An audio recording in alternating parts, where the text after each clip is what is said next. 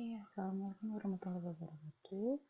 Dari yang saya lihat dari tugas kemarin, sepertinya mohon maaf saya ada kesalahan pada penulisan rumus di sini. Di sini saya tuliskan bahwa rumus untuk mencari konsentrasi adalah ini Y, kemudian yang di sini yang dikuadratkan adalah yang di dalam kurung ini semua.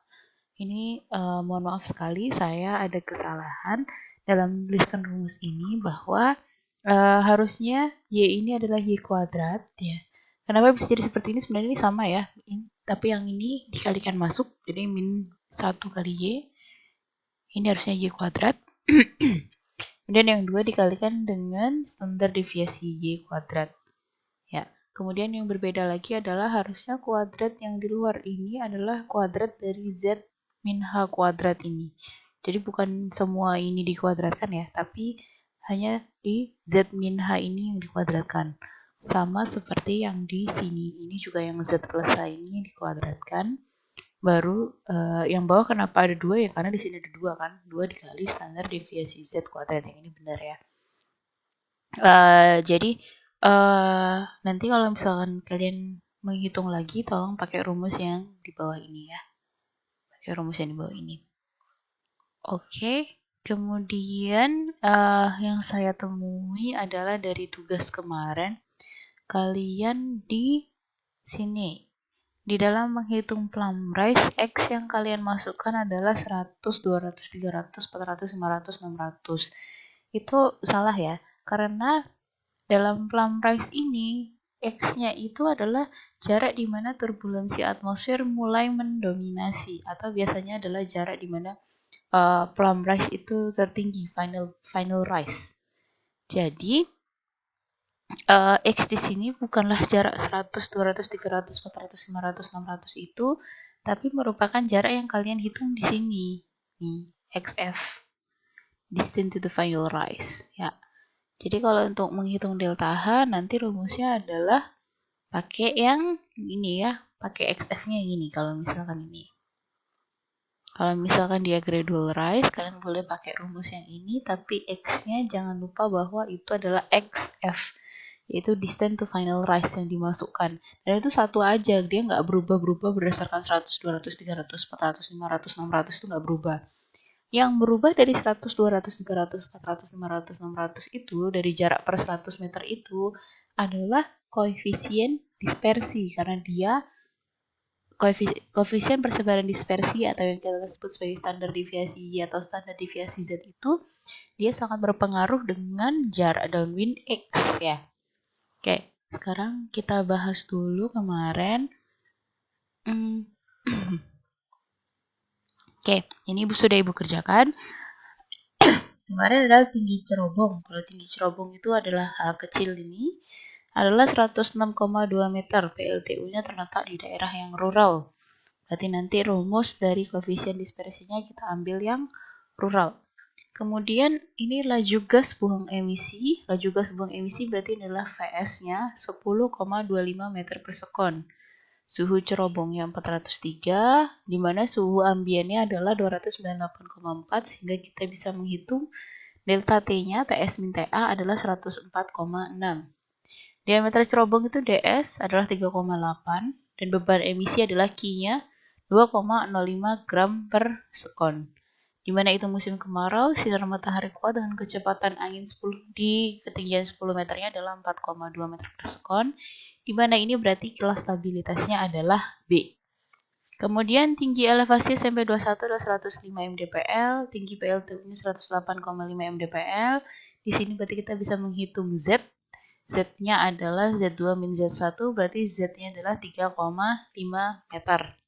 Kemudian jarak crosswind kita asumsikan adalah 100. Kemudian jarak downwind-nya adalah, saya ambil rata-rata dari kalian kemarin itu kayaknya Google Earth-nya ada yang 590, 500 berapa, 500 berapa, ada yang 600 berapa. Saya ambil yang paling bulat ya, yaitu 600 ya. Saya anggap jarak downwind-nya adalah 600 meter.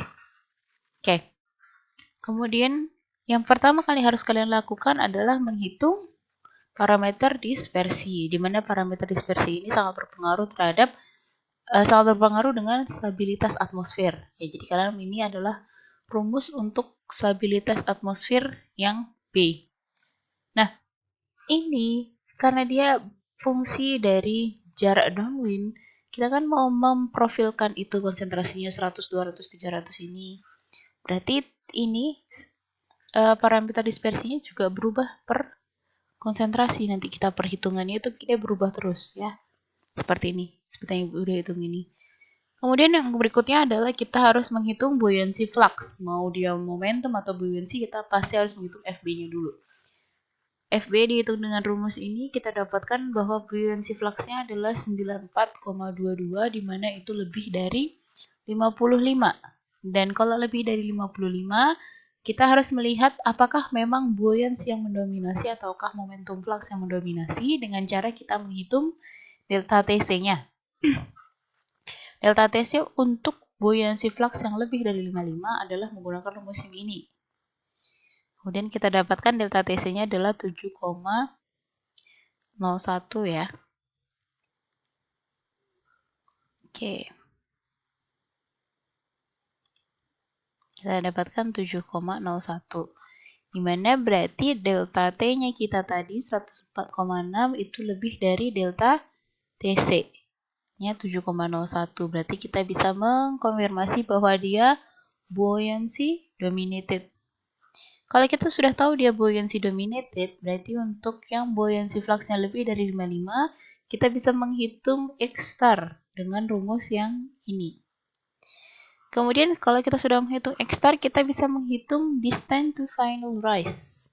Ini yang akan kita masukkan pada rumus perhitungan plumb rise ya. Berarti kita sudah menghitung ini adalah 733,18. Ya, jadi ini yang dimasukkan ke plumb rise ya. X yang di plumb rise itu adalah X distance to final rise. Jangan dimasukkan 100, 200, 300, 400 itu bukan. Yang 100, 200, 300 itu dimasukkan ke parameter dispersi, bukan yang di final bukan yang di plumb rise. Karena plumb rise itu kan logikanya adalah plumnya ya udah segitu terus gitu loh. Kita menghitung berapa sih tingginya plum ini. Jadi dia nggak akan berubah berdasarkan jarak kan. Dia ya tetap final rise segitu gitu. Jadi kita mau menghitung sesuatu yang fix, yang nanti setelah plum itu naik, dia berapa tingginya plum ini. Itu sesuatu yang fix. Jadi tidak berdasarkan pada jarak downwind-nya. Oke, dimana kita di sini karena di sini ada U-nya adalah harus pada kecepatan angin pada tinggi cerobong. Makanya kita pakai rumus yang ini, bahwa ini jangan terbalik ya. Anak-anak kayaknya pada kebalik semua ini ya.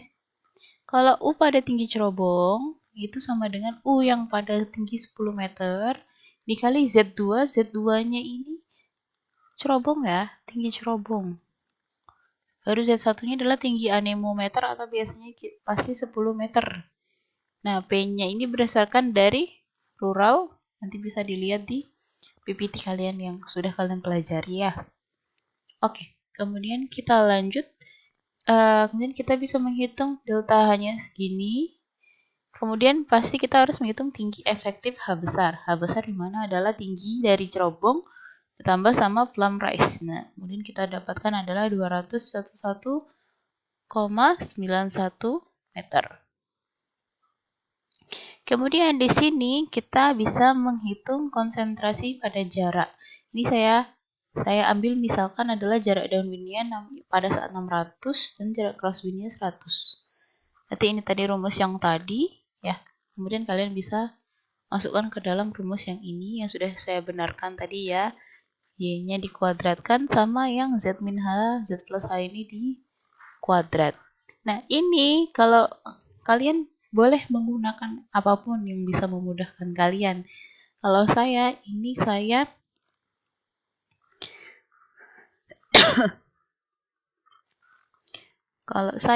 saya buat di Excel. Ya, ini saya buat di Excel. Oke. Saya buat di Excel ini saya bikin sendiri ya Excelnya. saya nggak ambil dari orang lain. Ini untuk memudahkan saya aja, saya tinggal mengganti apa yang ada di orange ini aja. Ya, apa yang ada di orange ini.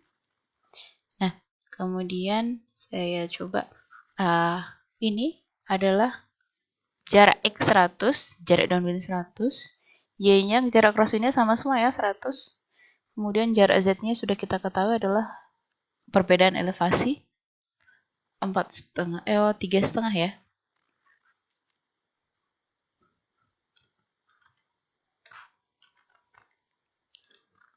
Oke,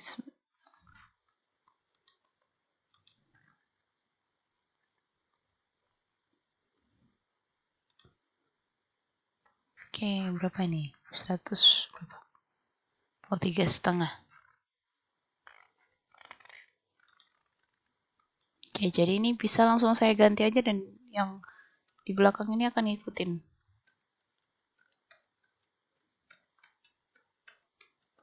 Oke, 3,5 ya. Ini diganti ke 3,5 semua. Ya kalian tahu pokoknya ini diganti ke 3,5 ya. Oke. Nah, kemudian tinggal dimasukkan.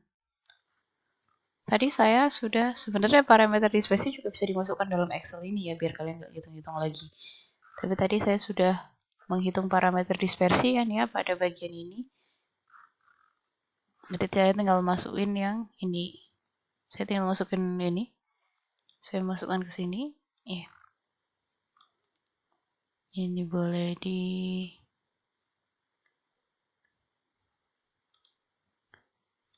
Oke. Jadi saya tinggal masukkan ke sini. U-nya adalah 5,6 karena sudah menghitung kan tadi. 5,6 U-nya ya. Kemudian Y-nya 100, Z-nya 3,5. Dan H ini adalah tinggi cerobong. Tinggi efektif, maaf. Tinggi efektif. 211,91. Dan ini dia menghitung sendiri yang di sini. Nah, kemudian beban emisinya ini jangan lupa dia ini semua yang depan-depan ini semuanya dalam mikrogram. Jadi yang dalam gram per second harus dikalikan sama 10 pangkat 6. Ini saya kasih kalikan 10 pangkat 6 ya. Oke. Jadi nemu bahwa konsentrasinya adalah ini dalam mikrogram, yang ini dalam gram. Oke. Kemudian kalau konsentrasinya sudah nemu ya, ini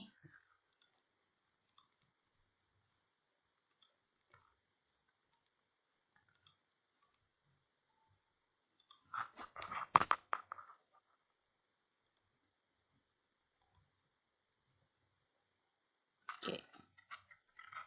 Kalau konsentrasinya sudah nemu, kita bisa membuat yang namanya grafik ya, grafik X dengan konsentrasi. Ini berarti grafiknya seperti ini. Nah, ini yang Ibu mau lihat sebenarnya dari tugas kalian itu. Nah, kalian bisa bikin Excel-nya sendiri, bisa ditambahin juga untuk yang koefisien dispersinya, bisa tulis-tulis juga parameter dispersi ini sendiri mungkin di sheet kedua atau sheet pertama, itu terserah kalian. Jadi seperti itu ya untuk yang menghitung untuk membuat grafiknya ini ya. Oke, kita lanjut ke berikutnya, kita pakai screen view.